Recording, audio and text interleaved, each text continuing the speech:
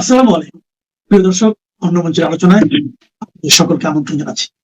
রাষ্ট্রপতি মোহাম্মদ শাহাবুদ্দিন পদত্যাগ করতে চান, যদিও এখনো পুরো 2 বছর তার রাষ্ট্রপতি পদে থাকার মেয়াদ আছে। তা সত্ত্বেও রাষ্ট্রপতির ঘনিষ্ঠ একটি সূত্র বলছে মোহাম্মদ শাহাবুদ্দিন দায়িত্ব থেকে ইস্তফা দিয়ে বঙ্গভবন ছাড়তে চান। ইতিমধ্যে বিষয়টি বিএনপি ও সরকারের শীর্ষ মহলকে তিনি অনানুষ্ঠানিকভাবে জানিয়েছেন। তবে বিএনপির একটি সূত্র বলছে, রাষ্ট্রপতির দায়িত্বে থাকতে না চাওয়ার বিষয়ে বিএনপি ও সরকারের শীর্ষ মহল থেকে এখনো কোনো প্রতিক্রিয়া জানানো হয়নি। বিএনপি এই মুহূর্তে রাষ্ট্রপতি মোহাম্মদ শাহাবুদ্দিনের সরে যাওয়া বা ওই পদে পরিবর্তনের চিন্তাও করছে না। এমনকি রাষ্ট্রপ্রধানের পদ পরিবর্তনের প্রশ্নে সরকারের নীতি নির্ধারণী পর্যায়ে এখনো তেমন একটা আলোচনা হয়নি বলেই সংশ্লিষ্ট একাধিক সূত্রে জানা গেছে। এর মধ্যে অধ্যাপক ইউনূসের আমলে রাষ্ট্রপতির বঙ্গভবনের বাইরে যাওয়া নিয়ে যে অলিখিত নিষেধাজ্ঞা ছিল, সেটা থেকে মুক্তি পেয়ে 2024 সালের 5ই আগস্টের পর প্রথমবারের মতো স্ত্রীকে নিয়ে বিদেশ সফরে যাচ্ছেন রাষ্ট্রপতি মোহাম্মদ শাহাবুদ্দিন। চিকিৎসা ও নিয়মিত স্বাস্থ্য পরীক্ষার উদ্দেশ্যে তিনি আগামী 9 মে লন্ডন সফরে যাবেন। চিকিৎসা শেষে আগামী 17 মে দেশে ফেরার কথা রয়েছে রাষ্ট্রপতির। প্রশ্ন হলো, অন্তর্বর্তী সরকার আমলের গৃহবন্দিত্ব আর অপমানের জীবন কাটিয়ে যে ভালো আছেন, সেটি রাষ্ট্রপতি কিছুদিন আগে বাংলাদেশের একটি গণমাধ্যমকে সাক্ষাৎকারে বলেছেন। বিএনপি সরকার ইউনূসের আমলে কেড়ে নেওয়া কিছু সুবিধাও রাষ্ট্রপতি দপ্তরে ফেরত দিয়েছে। তারপরও কেন রাষ্ট্রপতি দায়িত্ব ছেড়ে দেওয়ার কথা ভাবছেন? রাষ্ট্রপতির ঘনিষ্ঠ সূত্রে জানা গেছে, রাষ্ট্রপতির এই চলে যাওয়ার পেছনে 3টি কারণ কাজ করছে। বিস্তারিত জানতে চলুন যাওয়া যাক বিশ্লেষণে।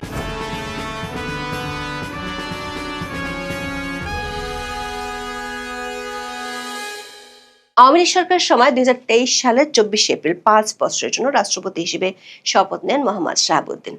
বাংলাদেশের সংবিধান অনুযায়ী রাষ্ট্রপ্রধান হিসেবে মোহাম্মদ শাহাবুদ্দিন বাংলাদেশের সশস্ত্র বাহিনীর সর্বাধিনায়ক। এর বাইরে পদটি মূলত অনানুষ্ঠানিক। দেশের কার্যনির্বাহী ক্ষমতা থাকে প্রধানমন্ত্রী ও মন্ত্রিসভার হাতে। দায়িত্ব নেওয়ার 16 মাসের মাথায় অভাবনীয় এক পরিস্থিতির মধ্যে পড়েন তিনি। কোটা সংস্কার আন্দোলনে আওয়ামী লীগ সরকারের পতন ঘটে। তখনকার প্রধানমন্ত্রী শেখ হাসিনা চলে যান ভারতে। আওয়ামী লীগ সরকার পদত্যাগের পর মোহাম্মদ শাহাবুদ্দিনের অবস্থান বেশ গুরুত্ব পেয়েছিল। সংসদ ভেঙে দেওয়ার পর তিনিই ছিলেন দেশের শেষ সাংবিধানিক কর্তৃপক্ষ। অন্য কোনো সাংবিধানিক পদে শেখ হাসিনা আমলে নিয়োগ করা কেউ থাকতে পারেননি মোহাম্মদ ইউনূসের আমলে। এমনকি অনেককে জেলেও যেতে হয়েছিল। কিন্তু বঙ্গভবনের থেকে যান মোহাম্মদ শাহাবুদ্দিন। তাকেই সংসদ বিলুপ্ত করার আদেশ দিতে হয়েছে। মোহাম্মদ ইউনূসের নেতৃত্বাধীন অন্তর্বর্তী সরকারকে শপথ পড়াতে হয়েছে। অন্তর্বর্তী সরকার নেওয়ার সিদ্ধান্তগুলোকে অধ্যাদেশে পরিণত করতে তাকেই সই দেওয়ার আনুষ্ঠানিকতা সারতে হয়েছে। এমনকি নির্বাচনের পর তারেক রহমানের নতুন সরকারও রাষ্ট্রপতি শাহাবুদ্দিনের কাছ থেকে শপথ নিয়েছে। সংসদের প্রথম অধিবেশনে বিএনপির মন্ত্রিসভার অনুমোদন করা ভাষণও দিতে হয়েছে। মোহাম্মদ ইউনূসের আমলে তিনি যে বেশ চাপের মধ্যে ছিলেন এবং এক ধরনের বঙ্গভবনের 4 দেয়ালের মধ্যে বন্দী ছিলেন, তা নিয়ে নিজের মুখে প্রথম বোমা ফাটান ত্রয়োদশ জাতীয় সংসদ নির্বাচনের তফসিল ঘোষণার দিনই। 2025 সালের 11 ডিসেম্বর আন্তর্জাতিক সংবাদ মাধ্যম রয়টার্সকে হোয়াটসঅ্যাপে দেয়া এক সাক্ষাৎকারে জানিয়েছিলেন, তাকে ঘিরে মোহাম্মদ ইউনূস সরকারের কর্মকাণ্ডে তিনি অপমান বোধ করেছেন। সেজন্য ফেব্রুয়ারির সংসদ নির্বাচনের পর নিজের পদ থেকে সরে যেতে চান বলে নিজেই বলেছিলেন। এর মধ্যে নির্বাচন হয়ে যায়, বিএনপি সরকার গঠন করে। এরপর গত 20 ফেব্রুয়ারি দৈনিক কালের কণ্ঠকে দেয়া এক সাক্ষাৎকারে ইউনূস সরকারের আমলে কিভাবে তাকে মানসিক চাপের মধ্যে রাখা হয়েছিল সে কাহিনীগুলো তুলে ধরেন। তিনি জানিয়েছিলেন, মোহাম্মদ ইউনূসের নেতৃত্বাধীন সরকার যেমন তাকে অপসারণের চেষ্টা চালিয়েছিল, তেমনি বিদেশ সফর আটকানো, কূটনৈতিক মিশন থেকে ছবি নামিয়ে ফেলা, প্রেস উইংকে অপসারণের মতো ঘটনাও ঘটিয়েছে। এর মধ্যে 12 ফেব্রুয়ারি অনুষ্ঠিত জাতীয় সংসদ নির্বাচনের বড় বিজয় নিয়ে বিএনপি সরকার গঠনের পর থেকেই রাষ্ট্রপতি পরিবর্তন প্রশ্নে নানা আলোচনা শুরু হয়েছিল বাংলাদেশের রাজনীতিতে। এমনকি বিএনপির কারা রাষ্ট্রপতি হতে পারেন এমন অনেক নাম দিয়ে খবরও প্রকাশিত হয়েছিল সংবাদ মাধ্যমে।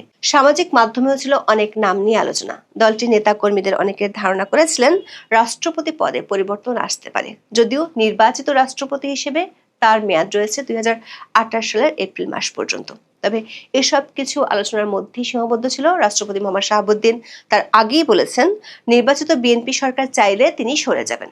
এক সাক্ষাৎকারে রাষ্ট্রপতি দাবি করেছিলেন, তার দুঃসময়ে বিএনপির সহযোগিতা ছিল শতভাগ। বিএনপির পক্ষ থেকে মোহাম্মদ শাহাবুদ্দিনকে সরিয়ে দলীয় কোনো রাষ্ট্রপতি নির্বাচনের উদ্যোগ নিতে দেখা যায়নি। রাষ্ট্রপতির পক্ষ থেকে গণমাধ্যমে অন্তর্বর্তী সরকারের আমলে প্রেস উইং এবং কয়েক দফা বিদেশ সফর বাতিলের কথা জানানো হয়েছিল।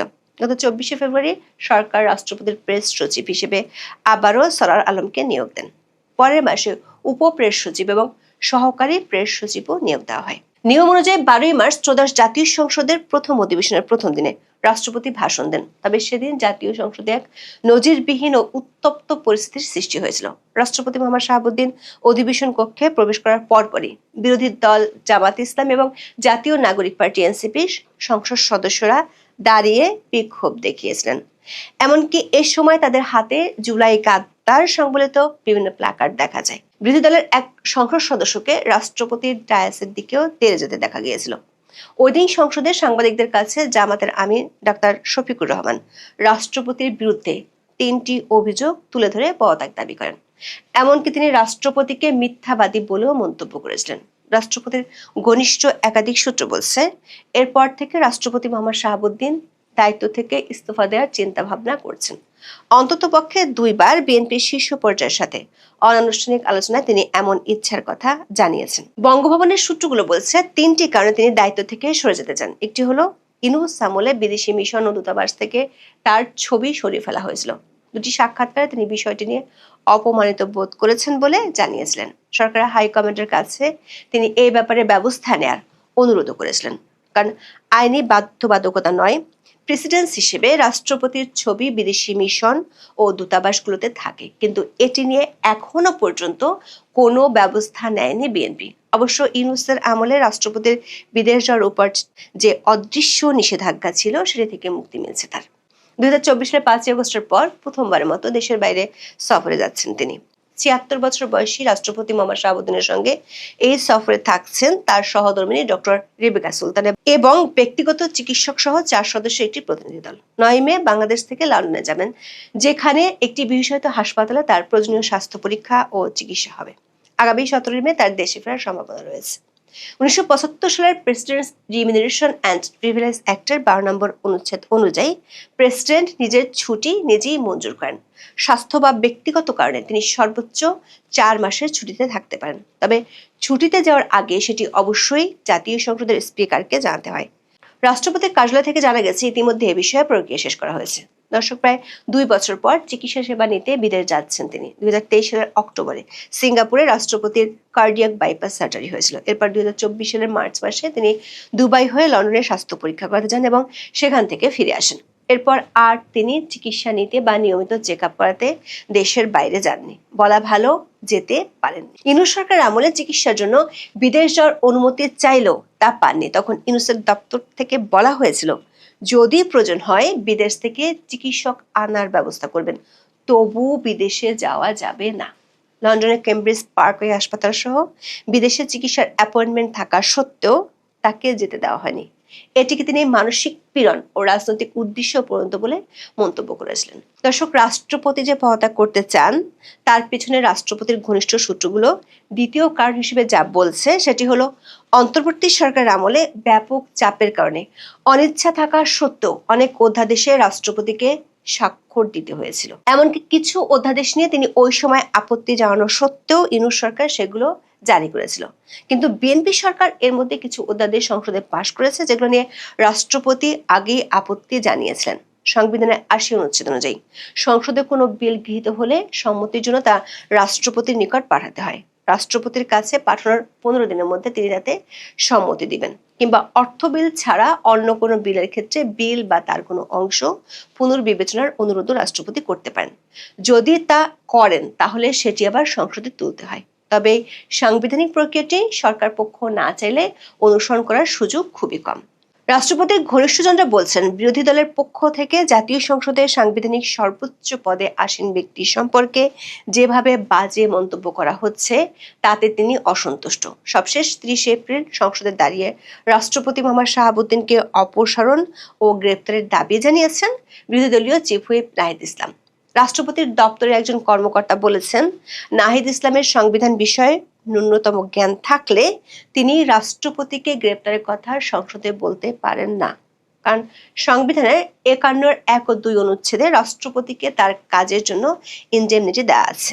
এই ইনডেমনিটি এমন যেটির কারণে রাষ্ট্রপতিকে তার কাজের জন্য তার বিরুদ্ধে কোনো আদালতে কোনো প্রকার ফৌজদারি মামলা করা যায় না, এমনকি তার গ্রেপ্তার বা কারাবাসের জন্য কোনো আদালত থেকে পরোয়ানা জারি করা যায় না।